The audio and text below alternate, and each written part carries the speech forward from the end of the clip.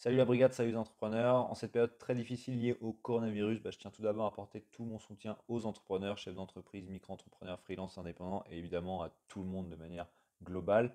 Je suis depuis plusieurs jours les aides mises en place par les différents organismes pour les entrepreneurs. Il y a beaucoup de personnes qui me disent qu'ils ont du mal à s'y retrouver. D'ailleurs, moi j'ai aussi pas mal cherché à droite à gauche avant de trouver toutes les informations parce qu'il y en a pas mal.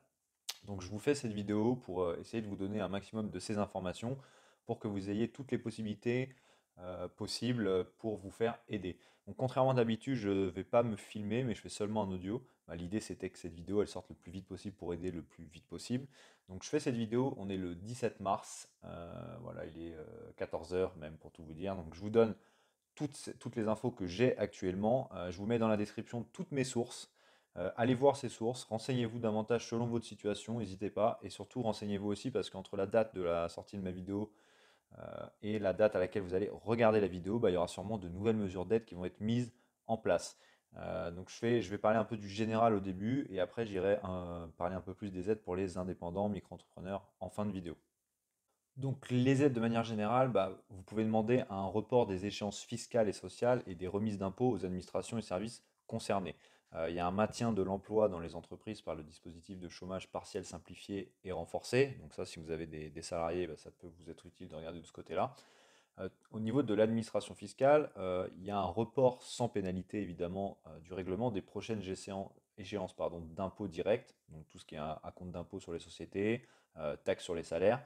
Et pour les indépendants, il y a une possibilité de moduler à tout moment le taux et les acomptes de prélèvement à la source. Alors par contre, il faut le faire avant le 22 de chaque mois. Donc là, on est le 17, voilà, vous avez encore quelques jours. Parce qu'il faut le faire avant le 22 de chaque mois pour que ça soit pris en compte pour le mois d'après. Et pour l'administration fiscale, vous pouvez aussi faire une opposition au prélèvement CEPA ou en demander le remboursement. Au niveau de l'URSSAF, déjà au mois de mars, l'URSSAF, ils ont suspendu les prélèvements, donc tout ce qui est cotisation salariale et patronale, qui doivent avoir lieu le 20 mars. Voilà, donc la somme, évidemment, elle devra quand même être payée, hein, mais ça sera par échéance entre avril et décembre. Donc ils vont nous donner plus d'informations sur ce sujet plus tard. Vous pouvez demander aussi évidemment auprès de votre banque ce qu'elle peut faire, parce qu'il y en a certaines qui accélèrent les demandes de crédit pour les trésoreries qui sont un peu tendues. Il y en a qui peuvent reporter jusqu'à 6 mois de remboursement de crédit. Et il y en a aussi qui suppriment les pénalités évidemment et les coûts additionnels de report d'échéance des crédits des entreprises. Bon, ça, la plupart le font quand même, ce qui paraît assez logique, hein. Et d'ailleurs, auprès de la Banque de France aussi, au niveau de la médiation du crédit, eux aussi, vous pouvez voir avec eux pour négocier du coup le rééchelonnement des crédits bancaires. Je vais y arriver. Il y a la BPI France aussi, alors qui a mis tout d'abord un numéro vert qui est le 0 969 370 240. Alors encore une fois, vous aurez tous les liens dans la description, hein, donc vous aurez toutes ces informations là.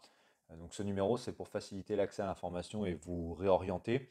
Donc c'est valable pour les tailles de toutes les entreprises de toutes les tailles, hein, les aides de la BPI France.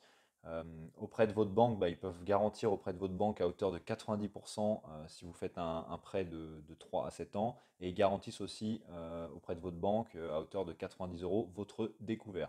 Ils peuvent aussi vous apporter du cash, donc vous faire un prêt sans garantie sur 3 à 5 ans de 10 000 à 5 millions d'euros pour les PME et plusieurs dizaines de millions d'euros pour les ETI avec un différé important de remboursement, heureusement. Ils peuvent mobiliser toutes vos factures et rajouter un crédit de trésorerie de 30% du volume mobilisé. Et ils peuvent suspendre le paiement des échéances des prêts accordés par eux. En fait, à partir du 16 mars, évidemment, ils peuvent aussi arrêter, comme votre banque, les échéances des prêts. Donc il y a un formulaire en ligne, là je vais vous le montrer à l'écran, voilà, vous pouvez faire votre demande d'aide. Donc allez voir, il y aura aussi le lien vers le site de la BPI avec d'autres explications dans la description. Vous pouvez aussi demander donc, auprès des médiateurs des entreprises un appui au traitement d'un conflit si vous avez un conflit avec des clients, des partenaires, des fournisseurs. Voilà, ils vont accélérer un peu la procédure pour que ça soit plus rapide, parce qu'évidemment, il y a eu, je suppose que ça a engendré quand même des conflits, tout ce qui se passe en ce moment. Euh, Maintenant, au niveau plutôt des indépendants et des micro-entrepreneurs, vous allez pouvoir bénéficier de 1500 euros d'aide versée par le Fonds de solidarité. Alors, c'est en cours, voilà, donc c'est pour ça que je vous disais, n'hésitez pas à vous renseigner. plus tard par rapport à la vidéo parce que pour l'instant, on n'a pas encore beaucoup d'informations. En tout cas, ce qu'on sait, c'est que ce fonds il est destiné à ceux dont l'activité ferme pour des raisons sanitaires ou dont le chiffre d'affaires baisse de plus de 70%. Donc, c'est réservé aux entreprises de moins de 1 million d'euros, donc y compris les micro-entreprises, hein. Et il y aura un fonds forfaitaire de 1500 euros qui sera débloqué immédiatement, puis le reste, ça sera vu au cas par cas selon l'entreprise. En tant que micro-entrepreneur, vous pouvez demander aussi à l'URSSAF des délais de paiement pour vos cotisations. Donc, mettre un échelonnement des paiements, faire une remise exceptionnelle des majorations et pénalités de retard sur les périodes ciblées. Voilà, donc vous pouvez faire la demande directement auprès de l'URSSAF via votre espace en ligne. Vous allez dans votre messagerie, vous faites gestion de mon auto-entreprise, je rencontre des difficultés de paiement et vous envoyez votre message. Ou par téléphone, donc il y a deux numéros, 36 98 pour les artisans commerçants ou professions libérales non réglementées et 39 47 pour les professions libérales relevant de la CIPAV. Vous aurez encore une fois un lien dans la description avec ces numéros-là, vous inquiétez pas. Vous pouvez aussi monter un dossier d'action sanitaire et sociale. Alors là, je vous montre le lien du document PDF. Donc en fait, c'est si votre activité elle est impactée, vous pouvez faire une demande de cette aide-là, donc d'aide auprès de l'action sanitaire et sociale de la sécurité sociale pour les indépendants. Ce sont des aides pour les indépendants actifs. Et dans le cas du coronavirus, l'aide financière, elle sera vue comme exceptionnelle afin d'aider le micro-entrepreneur confronté à une difficulté exceptionnelle, donc qui peut menacer la pérennité de son activité, ce qui est le cas actuellement.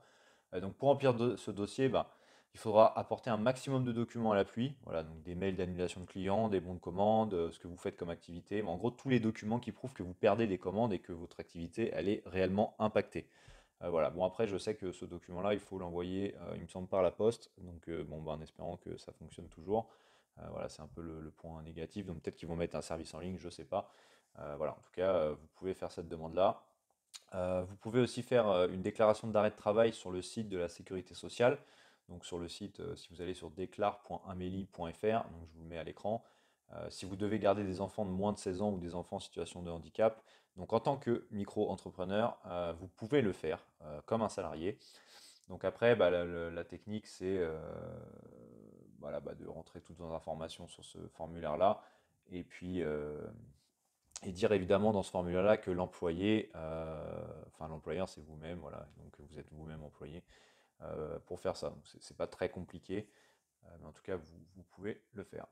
Vous pouvez encore moduler le taux de prélèvement à la source. Donc si vous n'avez pas évidemment opté pour un taux automatique, vous pouvez moduler votre taux ou les acomptes, ainsi que reporter le paiement de vos acomptes d'un mois sur l'autre, donc jusqu'à 3 fois. Donc les changements de taux, ils doivent se faire aussi avant le 22 du mois pour une prise en compte le mois suivant. Vous pouvez suspendre votre paiement de CFE ou de taxes foncières. Donc le CFE, c'est la cotisation foncière des entreprises, hein. Donc ça, c'est pour ceux qui sont mensualisés, évidemment. Donc vous allez sur le site des impôts, vous suspendez les prélèvements et après le montant restant, en fait, il sera prélevé au solde sans pénalité. Voilà, donc là, je vous ai donné un peu toutes les infos qu'on a actuellement. Je vous mets en description, encore une fois, toutes les sources que j'ai essayé de vous classer. N'hésitez pas surtout à poser vos questions dans les commentaires, échanger avec moi si c'est pas clair. Mais voilà, après, si vous allez lire déjà toutes les sources que je vous ai données, normalement, ça va beaucoup vous aider. Et j'espère que cette vidéo vous a aussi aidé à trouver des solutions, enfin, va vous permettre de trouver des solutions pour votre entreprise, quelle que soit sa taille ou ses difficultés. Voilà, essayez de rester fort, hein. Je sais que c'est facile à dire, mais c'est pas une période très simple pour tout le monde et encore moins pour les entrepreneurs et les indépendants qui ont plus d'activité. Et puis moi, je vous dis à bientôt pour une prochaine vidéo. Finalement, je vous rajoute une dernière partie parce que je viens de voir cette information juste après avoir enregistré la vidéo.